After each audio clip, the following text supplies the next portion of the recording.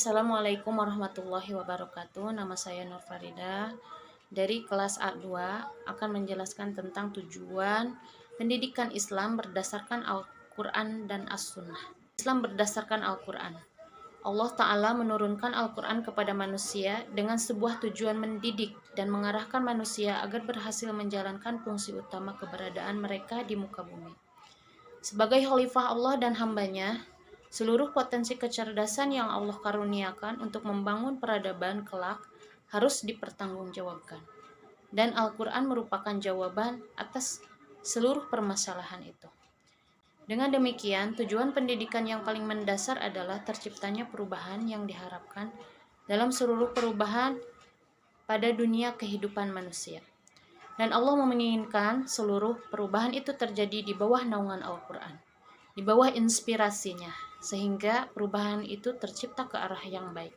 Pendapat serupa tentang tujuan pendidikan dalam Al-Quran dikemukakan Asy-Syaibani yang mengatakan bahwa tujuan pendidikan adalah adanya perubahan yang positif yang ingin dicapai melalui sebuah proses atau upaya-upaya pendidikan, baik perubahan itu terjadi pada aspek tingkah laku, kehidupan pribadi, dan masyarakat, dan lingkungan luas di mana pribadi itu hidup. Pendidikan juga bertujuan membina seluruh potensi manusia, baik aspek pemikiran, mentalitas, dan fisik. Pendapat ini dikemukakan oleh Al-Qasimi. Menurutnya, tujuan pendidikan adalah tafakuh, dan barang siapa yang menginginkannya, maka berjalanlah di jalan Allah.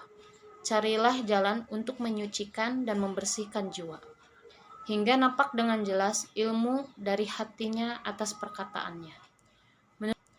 Menurut Al-Qasimi, tafakuh adalah ilmu yang tertanam kuat di dalam hati, menggerakkan jiwa, dan nampak dengan jelas dampak ilmu atas anggota badannya.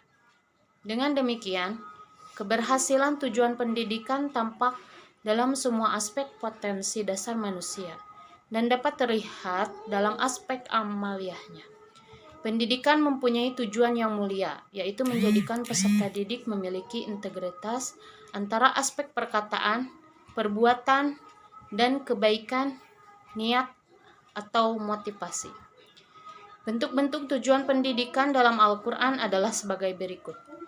Agar manusia menjadi hamba Allah Subhanahu wa Ta'ala, agar manusia mampu menjalankan fungsinya sebagai khalifah Allah fil ardh, agar manusia berpikir dan menggunakan akalnya, agar manusia memiliki ilmu pengetahuan dan meninggikan derajatnya, dan supaya manusia mendapatkan kesejahteraan dan kebahagiaan hidup di dunia dan di akhirat.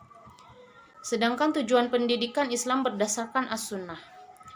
Pendidikan agama Islam merupakan hal terpenting dalam sistem pendidikan di Indonesia. Dikarenakan pendidikan agama Islam adalah pendidikan yang di dalamnya terkandung pendidikan moral, intelektual, dan spiritual. Pendidikan Islam memiliki tujuan yang didasarkan pada sumber-sumber ajaran agama. Salah satunya adalah hadis. Hadis menjadi sumber pedoman kedua setelah Al-Quran dalam Islam. Penelitian ini menggunakan pendekatan kualitatif studi literatur dengan analisis data deskriptif analitis. Dari penelitian tersebut dapat dihasilkan sebuah konsep tentang tujuan pendidikan Islam dalam perspektif hadis Rasulullah.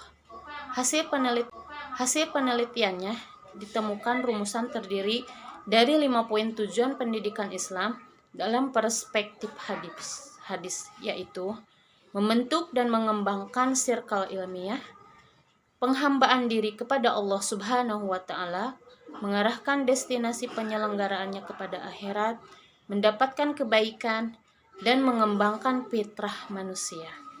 Demikian penjelasan dari saya. Wassalamualaikum warahmatullahi wabarakatuh.